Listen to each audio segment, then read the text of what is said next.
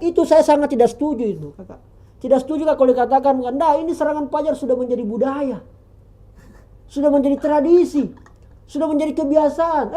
Jadi pada dasarnya ketika kemudian banyak orang berasumsi, banyak orang komentar di media sosial bahwa masyarakat tidak butuh kata-kata. Masyarakat langsung butuh saja uang. Atau untuk dikasih apa segala macam. Makanya agak sepakat jika kemarin ketika ada cuitannya Akbar Faisal dia mengatakan bahwa pemilu 2024 itu pemilu 2024 adalah sebagai tanda dan simbol kita sebenarnya sudah mendeklarasikan bahwa kita adalah bangsa korup. Karena transaksi melalui politik amplop, politik sembako, politik yang lain-lain itu semua sebenarnya sudah memberikan informasi secara jelas bahwa korupsi itu dimulai dari masyarakat. Korupsi itu dimulai dari diri kita. Pertama mungkin kita jangan bawa saya tidak terlibat karena saya betul-betul memilih hati nurani. Iya cocok memilih hati nurani. Tapi masalahnya kita yang memilih hati nurani ini ada dua masalahnya. Satu, jumlah tidak banyak. Yang kedua, kita biarkan. Kan itu masalah juga dong. Makanya kalau menanggapi dari apa yang kau sampaikan bahwa memang ada juga yang merasakan nikmatnya, ada orang yang merasakan manisnya daripada politik yang terjadi kemarin, ya memang benar-benar saja, fine-fine saja. Bahkan di kampungku ada yang mengatakan begini, kakak. Dia mengatakan bahwa kakak di sini 2 pekerjaan yang dianggap sukses. Ya, 2 pekerjaan yang baru dikatakan sini orang sukses. Pertama adalah mereka kerja proyek tambang, yang kedua karena mereka menjadi tim sukses. Entah tim sukses caleg, pilkada, pilpres dan seterusnya. Bayangkan sampai segitunya. Asumsi. Asumsi kan berarti belum tentu benar. Tetapi paling tidak dari situ bisa kita gambaran karakternya masyarakat. Nah itu kira-kira yang menurutku ini penting sekali yang harus dilakukan dari sekarang. Kalau kemudian orang bilang tidak penting itu kata-kata. Nah muncul pertanyaanku untuk semua orang, untuk diriku juga. Apa itu? Dulu Sultan Syahrir, Kiai Haji Agus Salim dan beberapa tokoh-tokoh kita, mereka itu adalah masyarakat yang dimana masih jauh dari teknologi, lagi penjajahan, bahkan dikatakan adalah masyarakat yang tidak terdidik atau kurang terdidik karena mereka kadang belajar masih tidak ada sekolah Indonesia yang namanya sekolah rakyat, bahkan sekolahnya Belanda, Jepang dan seterusnya. Tapi mereka memerdekakan negaranya Pak melalui pikiran. Mereka bertarung pikiran Pak di arena perdebatan, di arena persidangan.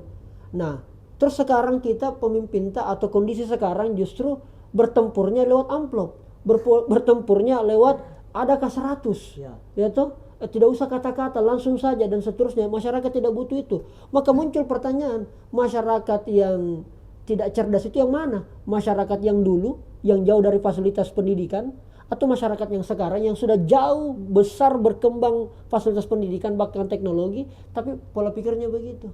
Kenapa baru bilang 2024 mendeklarasikan diri ini sebagai bangsa yang korup? Saya kira semenjak ini pemilu dilaksanakan, pemilu dilangsungkan berada di tangan rakyat, mungkin di situ makanya dimulai kita mendeklarasikan diri sebagai masyarakat korup kan. Berarti harusnya tidak cocok ini proporsional terbuka di. Iya. Makanya kemarin kan ada ide bahwa lebih baik itu pemilihan kepala daerah atau pemilihan kepala, kalau pemilihan caleg itu coblos partai saja. Biarlah partai menentukan siapa yang wakilnya yang cocok supaya betul-betul mewakili ideologinya. Soalnya ada asumsi dan opini yang berkembang juga Dinda mengatakan bahwa kalau kemudian ini dibuka lebar maka yang masuk rata-rata semua pengusaha. Karena untuk mendapatkan suara sebagai vote getter itu adalah tidak ada lagi gunanya ketokohan. Yang penting sekarang ini adalah kekantongan. Kalau siapa yang berisi kantongnya maka itu yang berpeluang. Yang kedua, kalau pemilihan kepala daerah tidak usah dipilih lagi oleh masyarakat, cukup dipilih oleh mereka di DPR karena kita sudah mewakilkan suara kita di DPR. DPR lah yang memiliki kepala daerah. Kalaupun ternyata ada transaksi, setidaknya mereka di situ tidak ada konflik buat masyarakat, tidak ada transaksi, jadi masyarakat fokus bekerja saja. Nah opini ini akhirnya saya rasa ada benarnya. Kalau melihat kondisi yang kemarin, kalau kau tambah lagi, kau tarik ke belakang tuh 5 tahun sebelumnya misalnya 2019, atau kalau bisa kita katakan kan mulai demokrasi ini kan 2004 mulai orang pemilihan langsung, lalu kemudian kadang-kadang bertanya Kak, siapakah yang pertama kali memulai ini serangan fajar, siapakah, dari mana awalnya gitu. Nah makanya penting kurasa ketika kemudian masyarakat itu pragmatis. Ini tadi beberapa hal yang kutulis-tulis Pertama, kenapa masyarakat pragmatis? Satu, faktor pendidikan. Tidak bisa kita pungkiri Pak. mayoritas masyarakat kita rata-rata pendidikannya di bawah SMA atau rata-rata SMA. Akhirnya itulah yang mempengaruhi kemudian masyarakat pragmatis. Ketemulah orang juga yang pragmatis masuk di partai atau masuk di lingkaran politik. Cara yang paling mudah mendapatkan suara adalah mereka-mereka yang kurang pendidikannya dengan dibeli, dikasih. Entah Tommy juga apakah ucapan terima kasih, sedekah, atau main judi, tidak ditahu juga. Tetapi pada dasarnya ini menjadi faktor. Nah, terus yang kedua adalah faktor ekonomi. Karena memang orang mutu, Pak.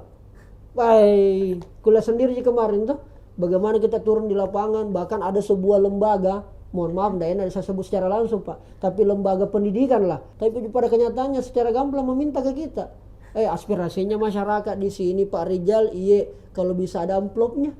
Bayangkan, Pak, ini faktor ekonomi, Pak. Padahal itu orang yang bertanya, yang bicara, bos, adalah orang yang punya pendidikan. Tetapi karena bermasalah di sini, Pak. Nah, ini faktor ekonomi. Nah, ini kan faktor ekonomi, kan banyak faktor yang bisa membuat kemudian orang kesusahan. Salah satunya di faktor politik. Nah, baru kemudian faktor sosial. Ada yang kemarin mengatakan, dan itu saya sangat tidak setuju itu, Kakak. Tidak setuju kalau dikatakan, nah ini serangan fajar sudah menjadi budaya. Sudah menjadi tradisi. Sudah menjadi kebiasaan. Di mana pernah ada kebudayaan itu adalah hal yang jelek, yang buruk. Saya ini alumni Fakultas Ilmu Budaya, mohon maaf kalau Unas. Sepengetahuanku, yang namanya kebudayaan itu berasal dari nilai-nilai luhur. Artinya apa nilai-nilai luhur? Nilai-nilai kebaikan, kasihan. Tidak setuju kalau saya dikatakan bahwa serangan fajar itu adalah budaya, Kanda. Sudah menjadi kebiasaannya masyarakat. Itu faktor sosial. Dan ini rusak sekali, karena sudah dianggap tidak enak kalau tidak ada juga begitunya. Bahkan ada orang yang sudah mau memilih hati nurani, tapi kurang yakin ngerasa kalau tidak ada ampelohnya, tidak ada serangan fajarnya, tuh. Bahkan kemarin saya dapat juga isu bahwa orang menerima serangan fajar melalui kiris. Canggih sekali, Pak. Iya, bagus tuh kapan yang kayak film agak lain tuh, yang ada tuh kiris barcode di baju. Jadi mungkin begitu nanti kayaknya 2029. Kayaknya kan. Atau nanti pilkada kan bulan November tanggal 27.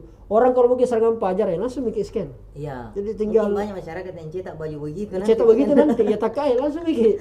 Ya tuh supaya simpel, Bos. Kan kemarin katakan politik amplop. Tidak pakai amplop ini, Bos. Berarti politik kiris, politik barcode. Nah itu faktor sosial. Nah terakhir ini faktor politik yang mempengaruhi masyarakat pragmatis. Satu, politisinya.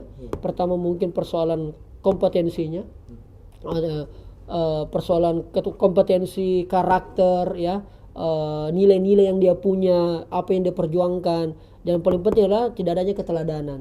Faktor yang kedua menurutku sistem. Nah ini mungkin yang kemarin kan terjadi perdebatan proporsional terbuka tertutup. Nah ini mungkin yang bisa menjadi catatan ke depan.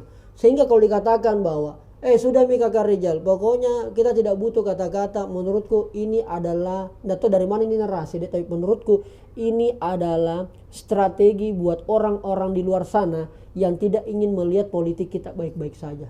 Iya, kenapa banyak ada pernah kita dengar narasi bahwa tidak usah itu ustadz masuk ke politik, tidak usah dosen, profesor, doktor masuk ke politik, nanti rusak.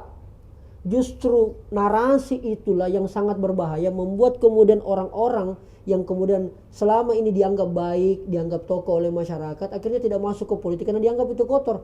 Padahal semua unsur kehidupan, Pak, kita sepakat tuh, beasiswa, pendidikan. Ini lagi kita ngobrol ini, Pak, lagi bermasalah itu DKI Jakarta soal beasiswa kan, soal beasiswa yang kemudian PJ gubernurnya menghilangkan atau apakah mengurangi kotanya dan sebagainya, padahal gubernur sebelumnya itu yang melakukan itu. Nah ini tidak kita tahu, tapi semua karena apa itu? Karena politik, Pak.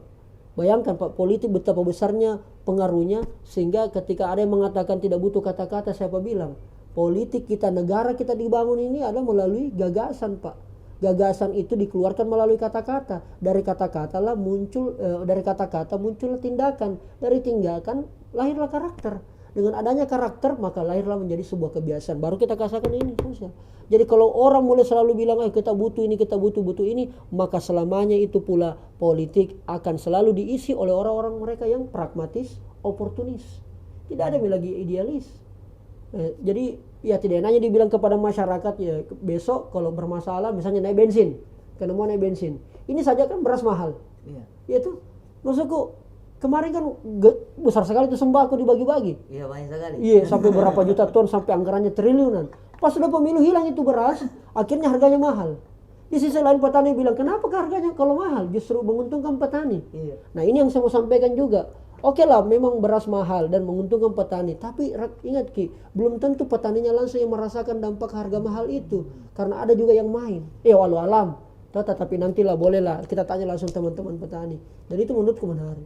Jadi kalau ada yang mengatakan demikian, ya berarti sebenarnya konsep politik kita tidak cocok dengan orang-orang seperti itu. Nah makanya anak muda yang harus memang betul-betul produktif, cakap, memang harus masuk ke situ. Tugasnya kita ini kakak ya mempersiapkan saya kompetensi. Di luar daripada itu ya kita serahkan saya kepada masyarakat.